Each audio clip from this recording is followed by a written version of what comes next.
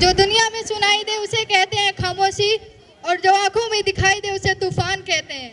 जो ये दीवार की सुराग है, अरे साहब जो ये दीवार की सुराग है, चाइना, अमेरिका, पाकिस्तान साजिशों का हिस्सा है, मगर हम इसे अपने घर का रोशनदान कहते हैं। हम इसे अपने घर का रोशनदान कहते हैं। परम सम्मानीय निर्णायक मंत्रिमंडल के सदस्यों, सभा में उपस्थित हमारे अतिथिगण, प्रबंधक, मैनेजर सर को मेरा नमस्कार। मैं संध्या यादव देश प्रेम 15 अगस्त के राष्ट्र निर्माण के उपलक्ष्य पर मैं अपने कुछ विचारों को आपके सामने साझा करना चाहूंगी।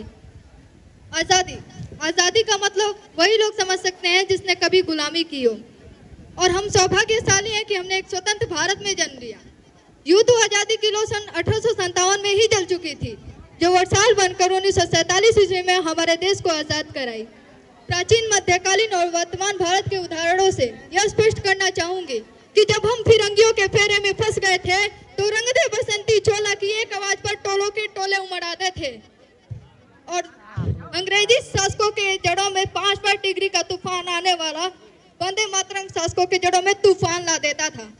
तब लोग मर जाते थे, लोग मिट जाते थे, फांसी चढ़ जाते थे, तो वो भी अपनी देशभक्ति को साबित कर रहे होते थे, क्योंकि ये उस दौर की कसौटी थी जो 62, 65 और 71वें के युद्ध में अंग्रेजी शासकों जब अपनी सुहाग गवा देने वाली औरत, जब घर के हालात ये हो जाया करते थे कि प्यार भी भरपूर गया, मांग का सिंदूर गया, प्यार भी भरपूर गया, मांग का सिंदूर गया, नन्हे नौनिहालों की लंगोटियां चली गई और छोटी छोटी बेटियों की चोटियां चली गई।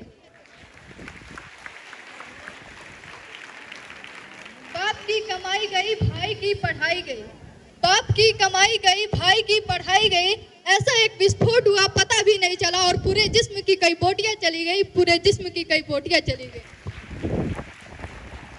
और आपके लिए तो एक आदमी मरा है साहब, अरे आपके लिए तो एक आदमी मरा है साहब, पर हमारे घर की तो रोटियां ही चली गई। वाले हालात पैदा हो जाने के बावजूद भी एक माँ अपने बेटे को सरहद पर दुश्मनों की धज्जियां उड़ाने के लिए भेज देती थी, और उसे पत्र में लिखकर ये भेजा करती थी कि यमा ने खत लिखा है बड़े ही चाव से, पुत्र मेरे ना घबरा जाना, 1 इंच भी पीछे ना हटना, चाहे इंच इंच कट जाना, चाहे इंच इंच कट जाना।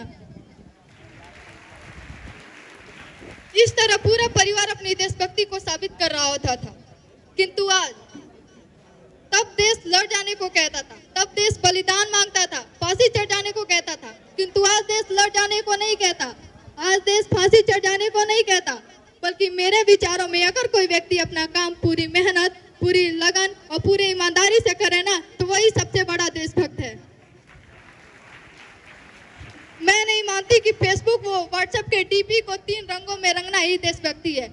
अगर यही देशभक्ति है तो मैं पूछना चाहूंगी कि फुटपाथ में रहने वाला वो बच्चा ट्रैफिक की छांव में नंगे पांव में जब वो तिरंगा पेश रहा होता है, तो क्या आप उसे उसकी देशभक्ति कहेंगे? ये उसकी देशभक्ति नहीं है, ये उसकी उस पेट की भूख की शक्ति है जो उसे यह करने पर मजबूर कर देती है। क्योंकि ना मस्जिद को जानते हैं, ना सिवालों को जानते हैं, ना मस्जिद को जानते हैं, ना सिवालों को जानते हैं, और जो पेट के भूखे होते हैं ना, वो सिर्फ भोजन के निवालों को जानते हैं, वो सिर्फ भोजन के निवालों को जानते हैं।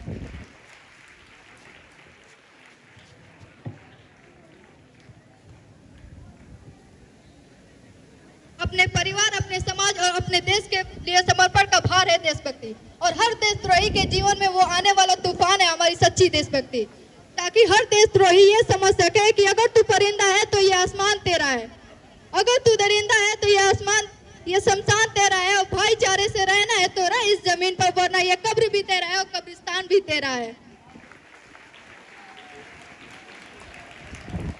एक देशद्रोही से ज्यादा एक देशभक्ति की आहत तब होती है जब एक बेटा अपनी माँ को, अपने परिवार को वृद्धाश्रम की चौखट पर छोड़ आता है।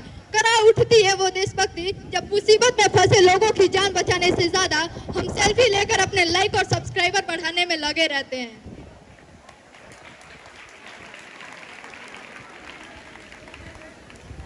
आज के इस दौर में वो युवा जिनके ऊपर जिम्मेदारियां थी अपने देश के प्रति, अपने राष्ट्र के प्रति, अपने समाज को बांधे रखने के प्रति, वही युवा अब 4x4 की छोटी स्क्रीन पर अपने कोमल अंगुलियों के घर्षण माध्यम से अपनी भावनाओं की इमोजी भेज रहा है। 4 बोतल रोज का, काम मेरा रोज का, साला भविष्य के